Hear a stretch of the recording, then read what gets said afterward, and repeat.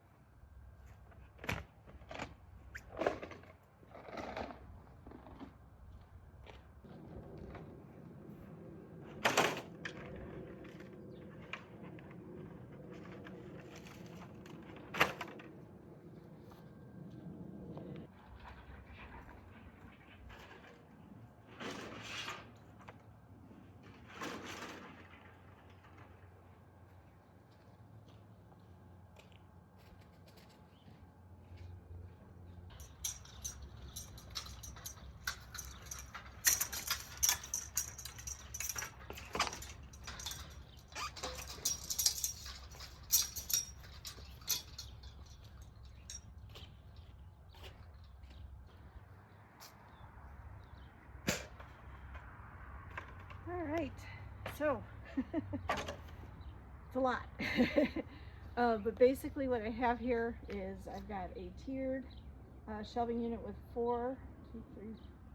three shelves that I can use for growing or seed starting, and there's a little light under each of them. Now I do have to, and I do always raise up the seed trays when they are first starting to grow to make sure they're as close to that light as possible. This system over here, let me come behind the camera and make sure you can see it. So that system there, the light can raise and lower. So when the seeds first germinate, I lower that light to within a couple inches of the leaves, and I just progressively raise it. I kind of have to do the opposite over here. I raise the trays, and as they get taller, I lower the trays. Let me talk a little bit about what I do over here with all of this, these contraptions. So,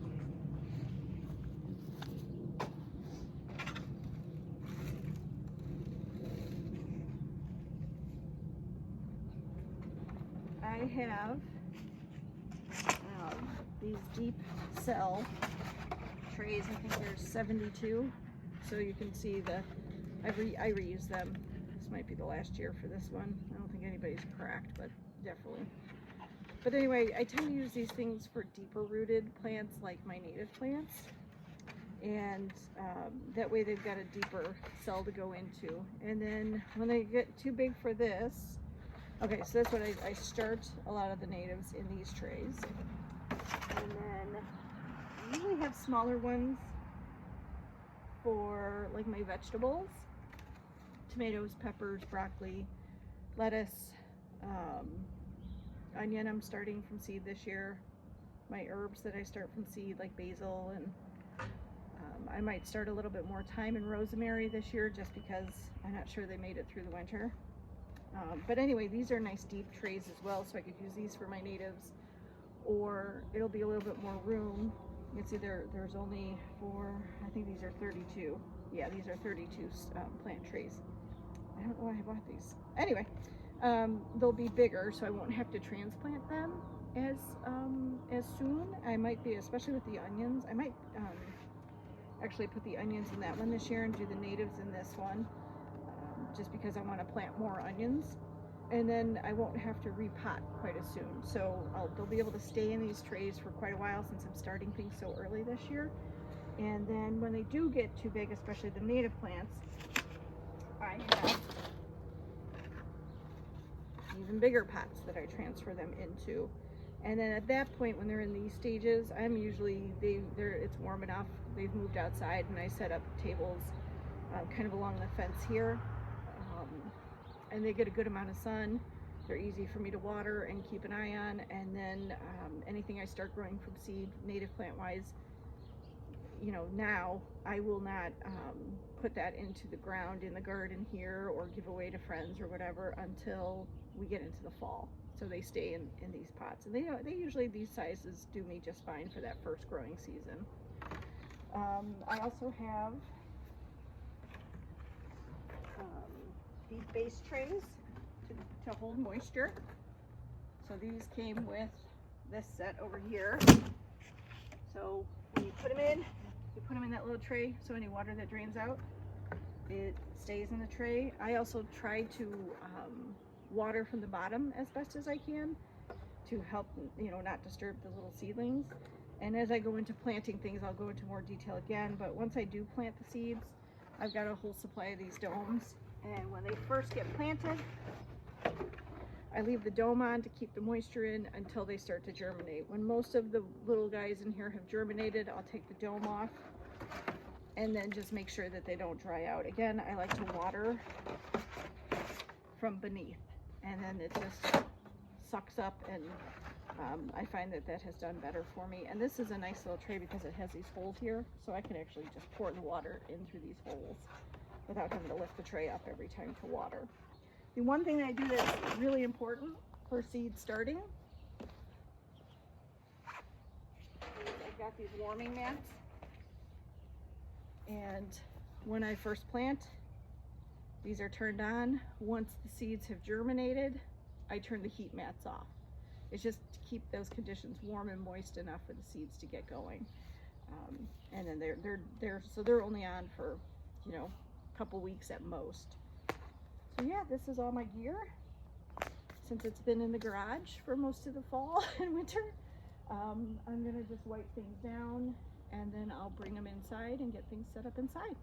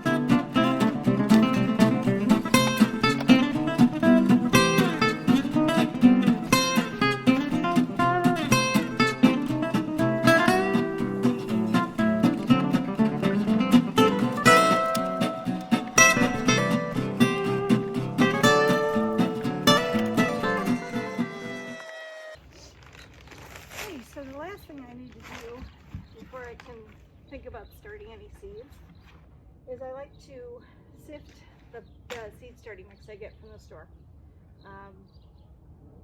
One of the things I'm trying to do is use less peat products, but I'm finding it challenging to find a good mix.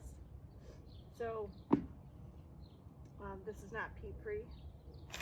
It is natural, organic, all that fun stuff. But what I find sometimes is that there's bigger pieces of like wood chips or things like that in there, and I don't want that in my seed starting mix, especially for some of my plants. The seeds are so tiny. So sorry, we're gonna have to do this. I'll put the sunglasses on because we're looking right into the sun.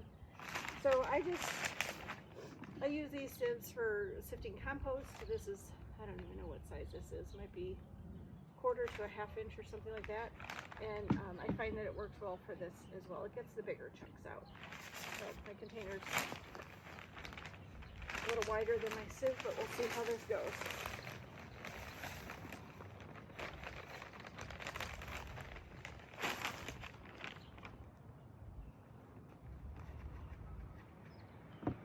I just run my hand across.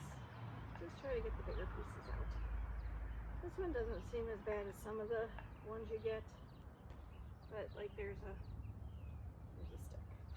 And I'll, you know, just toss in the grass here, but sometimes if I'm doing this in the house on a cold day, I would gather them up in another bucket and throw them in the compost. But, oh, I don't know if you guys heard that.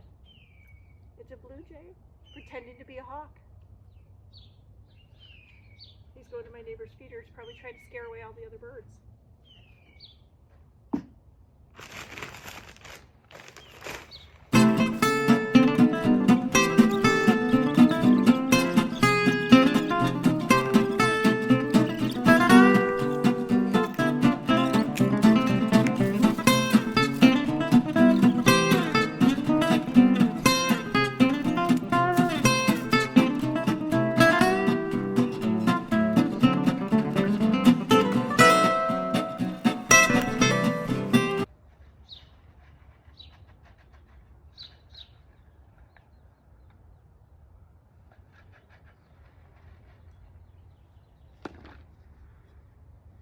Alright, that's the last of that bag.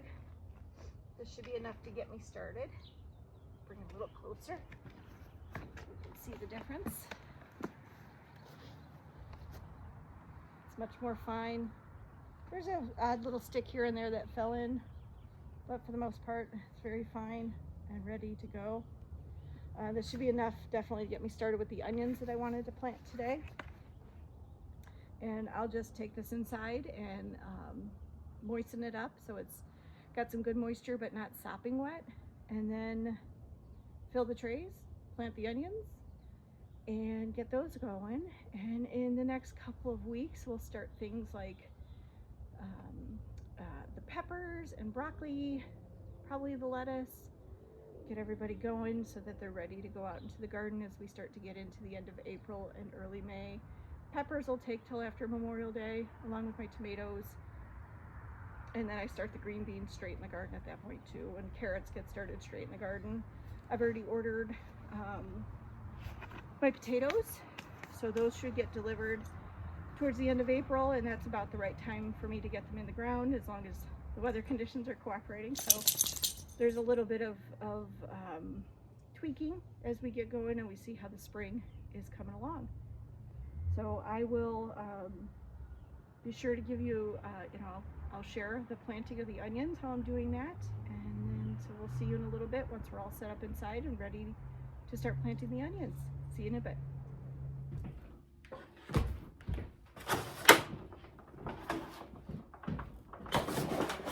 Okay, so I've pre-moistened the mix, and now I'm going to fill the trays. And I've moistened it to the point where I can squeeze it together and it holds, but I can't squeeze out a lot of water. Oh, and I just wanted to talk about this little nifty little tray here I got. It's great at keeping things contained and keeping the mess in one place. I got that as a Christmas gift along with my new gloves, which I love. So I'll go ahead and get these trays filled, and then we'll get the onions going.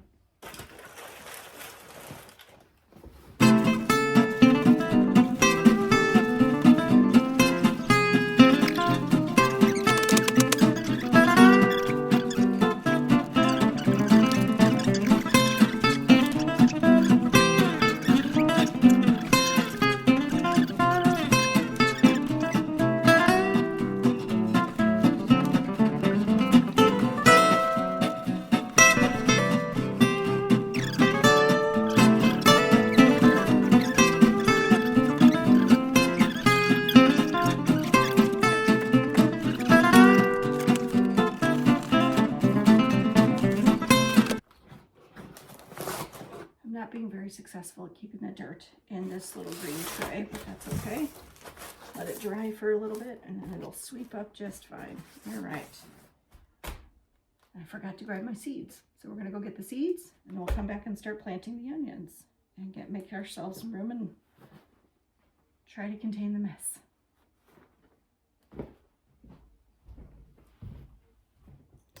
Okay. We're back. I'm going to clean things up just a little bit, and I've got the seeds that we're going to plant today. I've changed my gloves too, so I have a little more dexterity with the seeds. And we're going to do a yellow onion. It's an organic New York early. And if you're not familiar with growing onions, you do need to make sure you're choosing the right type of onion for your area. There's what are called long day and short day onions. And long day onions are typically, and you can do like an internet search and figure out what is best for the part of the country you live in. I live up in Northeast Illinois, so we're long day onions, and it has to do with the amount of sunlight that they need, a day length that they need to start bulbing. And it depends on where you live, how much you have at that point in the summer.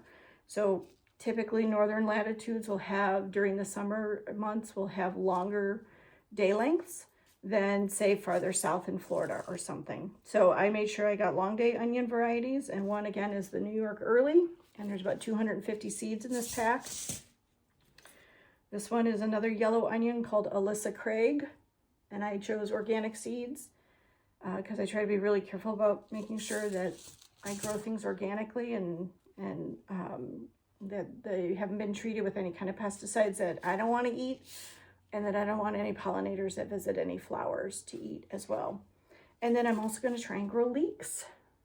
And leeks, you don't have to worry about the long day, short day thing. It's just onions. So we're going to try that. I've got 72 cells here, and I haven't figured out how I want to divvy them up. We won't go through as many leeks as we will onions, so I'll probably maybe do, I don't know, 12 leek plants, and then I'll divide the onions up between the rest. And I realized I don't have any more 72 cell trays, and I really like those for both lettuce and now that I'm trying the onions this year. So I'm gonna have to get some more of those. I might have to go out today and see if I can find them today. So I'll just plant what I've got and do the rest once I have those trays. So let's get going. Okay, so one other thing that I typically do is make a little chart of what I've put in, so that, because when I put the domes on, I can't put labels in these trays. So what I do is I just make a little chart and I attach it to tape it on the grow table or whatever, so that I know which 2 rows would be leeks in this case, and then I know all the rest are onions. And actually, once they start coming up, I should, after a little while, be able to tell the difference between a leek and an onion, but just in case, I do make a chart. So then I want to go ahead and get going here. See if I can get this situated so you can see, and try and zoom in a little bit.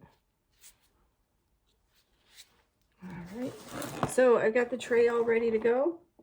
And then the other thing I do, where did I put it? There it is I take a little skewer, and I like to poke a little hole. Now, onion seeds don't need to go super deep. So I'm going to do these first 2 rows here as the leek. Is that how I did it on my sheet? Yes. And then the rest will be the onion. So I'll go ahead and just go in and just kind of gently start down here. Just wiggle out. I'm going to put 2 seeds in each tray just in case one fails. And I dibble out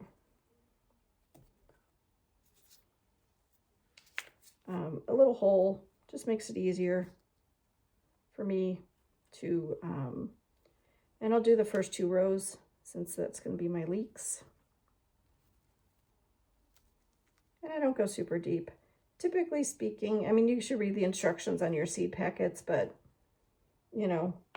I generally try to plant as deep as the seed is wide.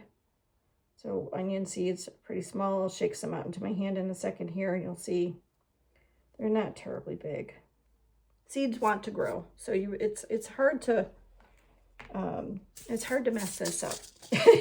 This part, as long as you get good seed to soil contact and they have a warm, moist environment, they're going to germinate. And then I'll shake a few out in my hands. I might actually take these gloves off, but you can see they're not terribly big. So 2 seeds per tray or 2 per cell will be just fine. And I'm going to take off this glove just so I can have a little more dexterity. And my glasses are imperative because the seeds are dark.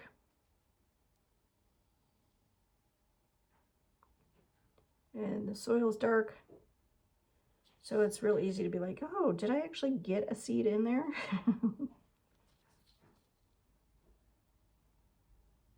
And I might be getting more than one seed per hole. I'm trying to just keep it at one, but I can always trim out what I don't need once the seeds germinate. I'd rather have more seedlings than not have enough in there.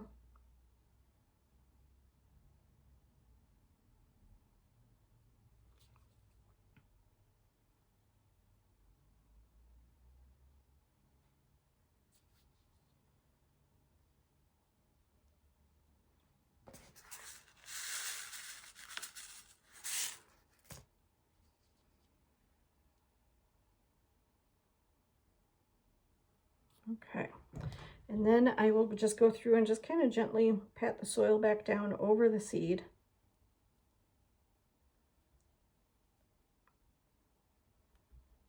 Again, I don't press super hard.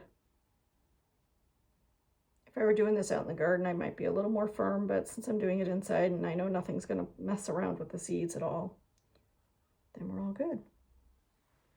All right, and I will do the same thing with the onion seeds, and we're going to start with the Alyssa Craig, and then when I get another tray, I'll do that whole tray in this New York early, and if I have more room and I want to, I can do more of these Alyssa Craigs as well. So I'll go ahead and get started on those. Again, I'm going to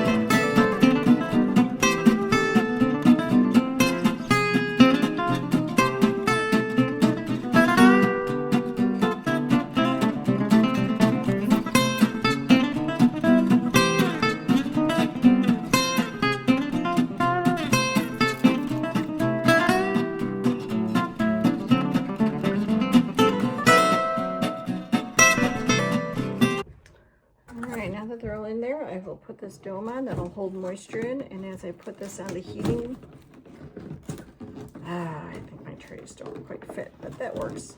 That's close enough.